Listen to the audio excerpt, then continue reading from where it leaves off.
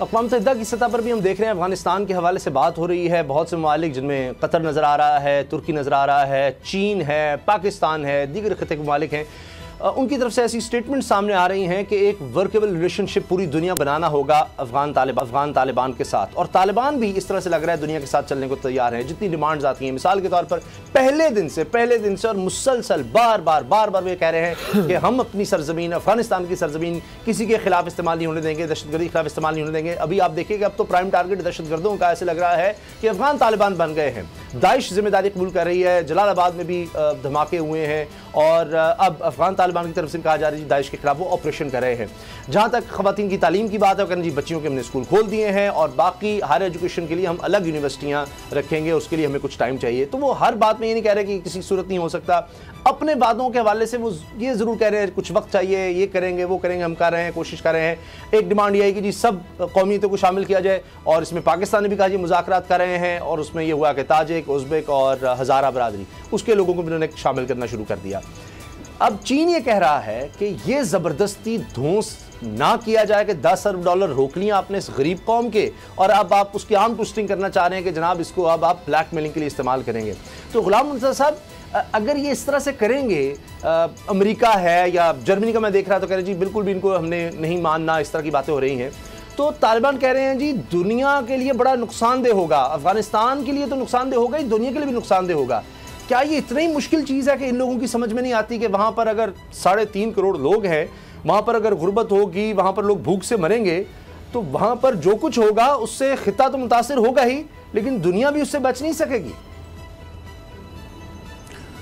जो इनकी स्ट्रेटजी नज़र आ रही है वो अब तक ये चाह रहे हैं कि किसी न किसी तरह से इनके ग्रुप्स के दरमियान या जो तालिबान के वहाँ पे मुखालफिन रहे हैं, उज़्बेक, हज़ारा और दीगर जो ग्रुप्स हैं, उनके दरमियान कोई ऐसा फसाद बर्पा हो जाए और उनको उंगली उठाने का मौका मिल जाए।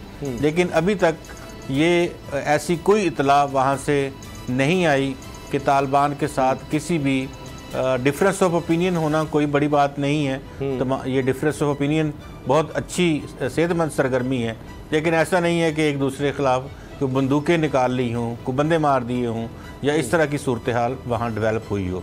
तो ये उनके लिए एक बड़े छंबे की बात है और वो बड़े इसके ऊपर बड़ा परेशान भी हैं। दूसरी उनकी स्ट्रेटजी ये थी कि अगर ये ना हुआ तो क्योंकि हमने इनके तमाम रिज़र्व्स रोक लिए हैं और दीगर दुनिया के ममालिक को जिनके ऊपर उनकी बात चलती है, जिनके वो चौधरी हैं, उनको वो ये कह रहे हैं कि आप तालिबान को फंड्स ना दें, उनको मदद फराहम ना करें। इवन के जो यूनाइटेड नेशंस हैं वो भी बड़े स्क्वेड के थोड़े थोड़े से पैसे UNHCR या जो फूड प्रोग्राम है उसके हवाले से दिए जा रहे हैं, ताकि ये जो सर्दी आ रही है, एकदम वहाँ पे सर्दी शुरू हो चुकी है और उसमें जो वहाँ के गरीब लोग हैं, जो दिहाड़ीदार थे, जो मज़दूर थे, जो जिसको मिडिल क्लास हम कह सकते हैं, लोअर मिडिल क्लास, उनके पास खाने पीने के लिए अगर वहाँ कारोबार नहीं होगा तो उनके पास खाने पीने के लिए कुछ नहीं होगा। तो ये तमाशा देखा जा रहा है दुनिया की जानिब से, अमेरिका की जानिब से, कि वो दिन आए कि वो लोग सड़कों के ऊपर भीख मांग रहे हों या अपनी छोटी मोटी चीज़ें घर की बेच रहे हों और वो साथ ये भी बात कहते हों कि इससे बेहतर था कि अफ़गानिस्तान में अमेरिकन से तो कम से कम खाने पीने को रोटी तो मिल रही थी। ये तालिबान की गवर्नमेंट को, तालिबान के जो निज़ाम वो लाना चाह रहे हैं, इस्लामी निज़ाम, उसको ख़राब करने की एक साजिश है जो अमेरिका, इसके बाद भी उनके पास बहुत सारी चीज़ें हैं क्योंकि जो क्वाड्स की मीटिंग्स बुला रखी है जिसमें मोदी वहाँ गए हैं, उसके हवाले से भी बड़ी इतलात हैं कि वो चीन को घेरा डालने के लिए ऑस्ट्रेलिया, न्यूजीलैंड और इंडिया और दीगर जो ममालिक हैं उनको इस्तेमाल करने जा रहे हैं। तो ये अभी उसका चौधराहट का जो शौक़ है वो पूरा नहीं हुआ और जिस तरह से तमाम जगहों पे शिकस्त खाई है वो और तमाम जगहों पे नफ़रत के बीज बोए हैं और वो अपनी इकॉनमी को उन्होंने वार इकॉनमी डिक्लेयर करके पैसा कमाया है और वहाँ के जो वसाइल थे उन ममालिक के वो वहाँ से छीने हैं, लूटे हैं और अपने ममालिक को लेके गए हैं, वो आज भी उनकी नज़रें मुख्तलिफ ममालिक पे हैं और वो ये चाहते हैं कि जो सस्टेनेबल सुपर पावर है वो रहें।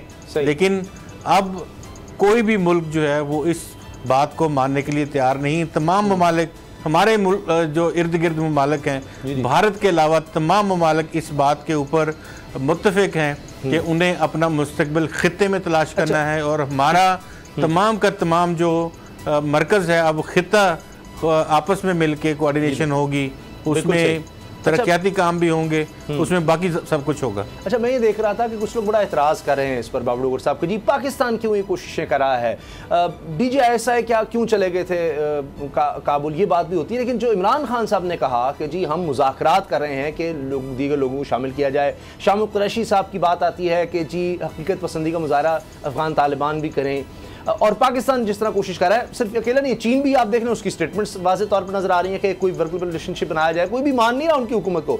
इमरान खान साहब ने कहा कि जी हम अकेले कोई जाकर नहीं मान लेंगे, लेकिन ये सब ज़रूर चाह रहे हैं कि वहाँ के लोगों के साथ कोई ऐसा एक काम ज़रूर हो कि उनको खुराक, अद्वियात और उनकी मईशत कुछ तो इस तरह की चले कि लोग भूखे ना मरे। तो अब इसके अलावा पाकिस्तान का रास्ता क्या है? क्या पाकिस्तान अगर अफगान तालिबान के लिए ये नहीं करता, या मैं ये नहीं कह रहा कि उनको मान लें या उनकी कोई बड़ी मदद करें, लेकिन एक कम से कम जो क्योस था, आज आप देख रहे हैं कोई खाना जंगी अभी नहीं है, पानशेर में कोई अब कुछ नहीं रहा, वो आखिरी कमांडर भी वहाँ से निकल गया। तो इसके अलावा पाकिस्तान का रास्ता क्या है? अगर ये नहीं करता तो खाना जंगी है, खाना जंगी सबसे ज़्यादा पहले हम मुतासर हुए हैं, अब भी हम मुतासर होंगे।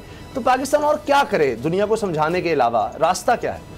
उसामा साहब देखें, अफ़गानिस्तान की तकरीबन 3.5 करोड़ की आबादी है, पाकिस्तान का हमसाया मुल्क है, वहाँ पर सबसे बड़ा इंसानी, दुनिया का सबसे बड़ा इंसानी अलमिया जो है वो जन्म ले रहा है। लोग वहाँ पर भूख प्यास है, वहाँ पर गुर्बत है और सारी दुनिया जो है वो उससे कटो है।